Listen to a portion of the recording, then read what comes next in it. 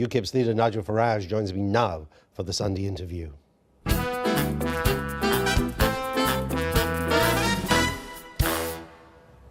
Nigel Farage, welcome back. Good morning. So the Labour Party shot you fox, hasn't it? If Ed Miliband is the next Prime Minister, there won't be an EU referendum. Oh, there's a long way to go between now and the next general election. And as we've seen with Conservative policy, it chops and changes. We had a cast-iron guarantee of a referendum from Cameron. Then we had a period of time when, in fact, he three-line whipped people to vote against a referendum, and now they're for it. I think what the Labour Party have done this week with Miliband's speech is to open up a huge flank to us, and that's what we're going to go for in the European elections this coming year in May. And actually, I think there's a very strong chance that Labour will match the Conservatives' pledge by the next general election. There may be, but at the moment he's ruled it out, and if he doesn't change his mind, if he goes into the election with the policy as it is, the only chance, I put it no higher than that, but the only chance of a referendum is a Tory government.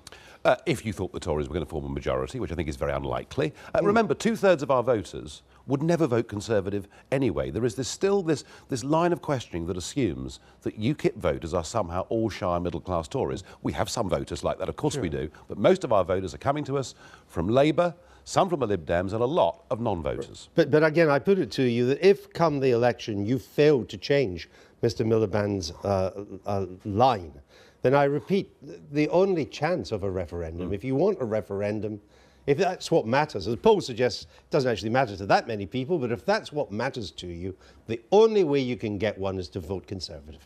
No, because you've got a situation now in key marginal seats, particularly ones where all three parties get a good share of the vote, where we're going to see, and this of course depends a lot on the local elections coming up and the European elections on May the 22nd, but there will be target constituencies out there in 2015 that UKIP has a reasonably good chance of winning seats in, and that will change the agenda. But every vote for UKIP makes a Tory government less likely. But our voters aren't Tories. Only a Lots third. of them are. Only a third of the UKIP vote comes from the Conservative Party. And it's about time the commentariat woke up to the fact that actually we appeal, and it was mentioned earlier, to blue-collar voters. We pick up far more Labour and non-voters than we do Conservatives. So on the balance of what the effect of the UKIP vote is, I don't think the Tories should worry about us. They should worry about the fact they've lost faith with their own electorate. But even if there's a minority Miliband government, which is a possibility, it means no referendum, because Labour and the Lib Democrats are now one on the matter. Well, the next election is happening in a few weeks' time. It is the European elections. What happens in those elections very likely will change parties' stance and positioning on a referendum. And I think the fact that Miliband has said this means for us, our big target on May the 22nd will be those Labour voters in the big Midlands and northern cities. And I think if we do hammer into that vote, and if we're able to beat Labour on the day, I think there's a good chance of their policy changing. Well, the polls this morning suggest that you might. There's a Comres poll in The Independent, but it shows UKIP on 30%, you're up 3, you're first there. But Labour's close to you at 28, as the Conservatives down at 21, the Lib Dems down at 8. That rather belies your claim you're taking lots of Labour votes. You're taking votes from the Conservatives and the Liberal Democrats. We're certainly taking votes from the Lib Dems, but I mean, how people answer a question in terms of how they will vote in a general election or a European election are very different. And that's comparing a poll with a year ago when I don't think most people knew what the question really was. It just seems that if you just stand back and look at this and what you want, you seem to be in an impossible position now, because the better you do in a general election, the less chance there is going to be a referendum by 2020. No. Look at the numbers. Only a third of our voters are Conservatives. And when we've polled voters that have come to us, whether they've come from the Conservative Party or Labour Party or Lib Dems or from none of the above, and we ask them, if there was no UKIP candidate, who would you vote for? Less than 1 in 5 say they would vote Conservative. So less than 1 in 5 UKIP voters would be tempted to vote Conservative under any circumstances. So the arithmetic does not suggest that we are the Conservatives' problem. The arithmetic suggests we're hurting all the parties across the country, and the reason the Tories are in trouble is because they've lost their traditional base. Why do you think Nick Clegg's debating you in the run-up to the I think the Lib Dems are in big trouble. I think that if you look at the opinion polls, suggest that. I mean, at 8%, they could be wiped out in terms of the European elections. You mean they won't have any MEPs? They could go from 12 to nothing. That's absolutely right. And I think that it's a chance for Nick Clegg to raise the profile of the Lib Dem campaign, because frankly, looking at those polls, they're a fringe party in the sense of this contest. So I see it from his perspective as to why he wants to do it. So, but from our point of view, you know, one of our big criticisms has been that we've not been able on BBC national television to have a full debate on Britain's membership of the European Union and what the alternatives are. So I'm looking forward to it. how are you preparing for the debate? Who's playing Nick Clegg? Well, we've decided not to do that. We've decided not. We've thought about it, but I think actually you can be a bit over-scripted with these things, and it's better to go in saying what you really think and what you really believe. So how are you preparing them? Are you not checking? You're not doing mock debates?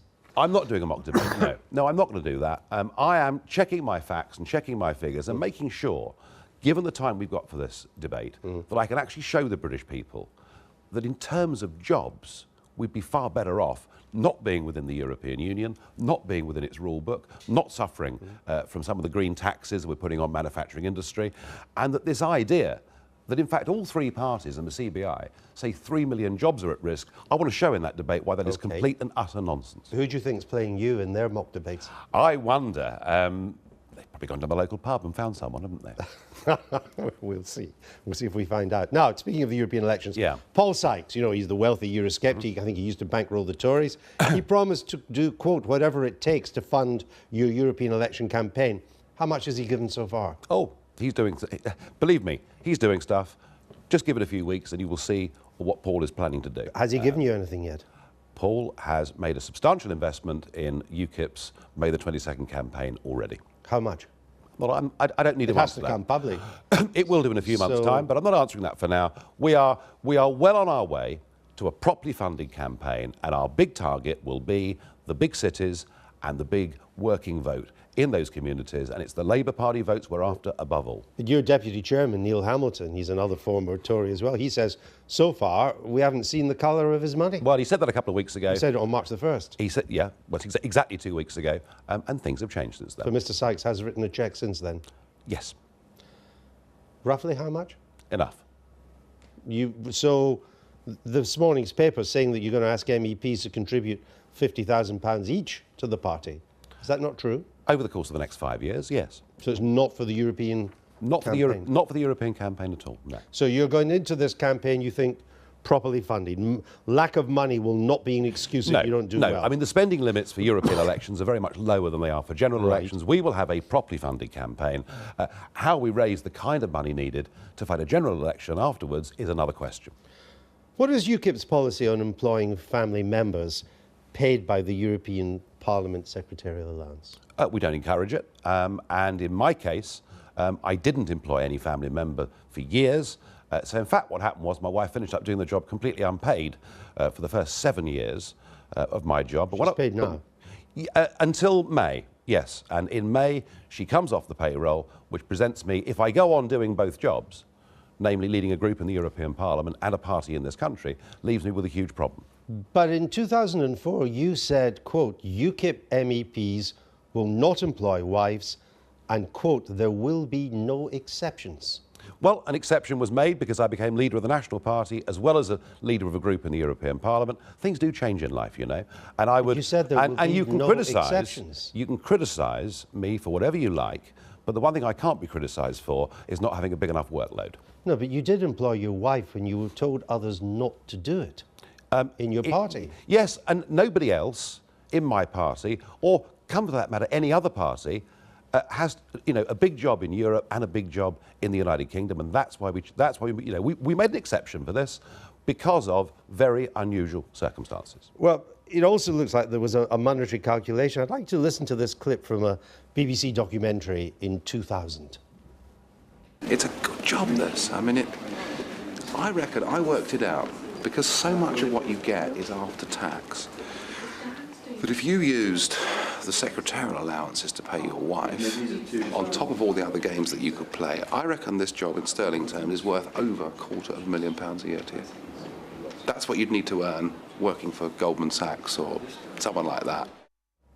I'd agree with that. You could pay your wife £100,000 a year, but more importantly, the way you really make money in the European Parliament is by being there 5 days a week. Because you sign in every day, you get €300 free of tax, and that's how people max out and make a lot of money as an MEP. The criticism of me, as I understand it, is I'm not there enough. So, you know, whatever good or bad I've done in the European Parliament, financial gain has certainly not been one of the benefits that has accrued to me. Now, there have been allegations that you haven't just employed your wife, that you've employed a former mistress on the same European Parliamentary Alliance. Of course, you've denied that. You do deny that? Well, I mean, that was made. Let's just get a sense of... I'm very upset with the BBC coverage of this. You know, the 10 o'clock news run this as a story without explaining that allegation was made using parliamentary privilege by somebody who is on bail facing serious fraud charges. And the BBC... This is Nicky Sinclair. And the BBC did not explain that, and I thought that was pretty poor. So you've had a chance to do that, and you deny that you've employed a former mistress? Yes, but I suspect, you know, if you actually look at that allegation, and you look at many of the other things that have been said over the course of the last week, I think it's becoming pretty clear to voters that the establishment are now terrified of UKIP, and they will use whatever little helpers they can find to try and do us down in public. I mean, if any MEP was to employ his wife, having said they wouldn't, and employ also a former mistress on the European payroll, that would be a resigning matter, wouldn't it? It would probably be a resigning matter, particularly if the assumption was money was being taken for work that wasn't being done. Who do you think is behind this slew of negative stories? They're pretty persistent now. Yeah, I think that we're seeing the sort of Crosbyisation of British politics, actually. It is all about negative, it is all about ad hominem attacks. But you know what? I don't think it's actually going to work, because so much of what's been said in the last week is nonsense. I mean, a reputable daily newspaper in their lead editorial said that I shouldn't be trusted because I'd stood 6 times for Parliament for the Conservative Party. Well, I've never even stood for the Miller Local Council election. And I think that if you keep kicking an underdog or a perceived underdog, that actually it'll make the British people rally around us. Is it the Conservatives who are behind this? Yes, it is, and they're obsessed with the idea, as you were in your questioning earlier on today, that all our voters are retired half-colonels living in Wiltshire. It just isn't the case. So we're certainly getting a kicking from Tory supporters, and we get some from the Labour side too. Have you given any more thought yet as to where you'll stand in the general election? Certainly not. Would you consider standing in a Labour seat if you're so sure that you're getting Labour votes? Well, of course. Well, of course. But the key for UKIP is it's got to be a marginal. We showed that at Eastleigh, where the 3 parties all had a reasonable vote share, and we were able to take votes off all of them and very nearly win.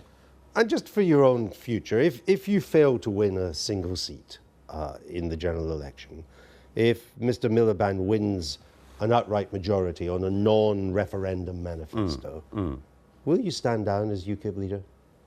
I would think within about 12 hours, yes. I mean, I will have failed. I will have spent years trying to achieve this goal. I got into politics, not because I wanted a career in politics, far from it. I did it because I genuinely don't think that this European entanglement is right for our country. I think a lot of people have now woken up to the idea we've lost control of our borders, it's costing us money, now is the time, now is the moment for UKIP to achieve what it's set out to do, and I think we're going to do it. And will UKIP continue without you if you Well, of course were it to will. stand down? Well, of course it will. Of course it will. You know, I know that everybody says it's a one-man band, but it's far from that. We've been through some very painful times over the last 18 months, getting rid of what many would call old UKIP. New UKIP is a lot more professional, a lot more smiley, a lot less angry, and it's going places. All right. Nigel Farage, thank you for being with us.